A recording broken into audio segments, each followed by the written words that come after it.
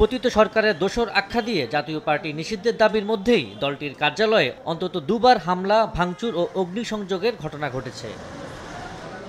এর মধ্যেই শনিবার দুপুরে রংপুর মহানগর জাতীয় পার্টি কার্যালয়ে দলটির কো চেয়ারম্যান মোস্তাফিজুর রহমান মোস্তফা ঘোষণা দেন, নির্বাচনে ক্লিন ইমেজের আওয়ামী লীগ নেতাদের নাঙ্গল মার্কায় মনোনয়ন দেয়া হবে। এক্ষেত্রে অগ্রাধিকার পাবে গোপালগঞ্জ ও ফরিদপুর অঞ্চল।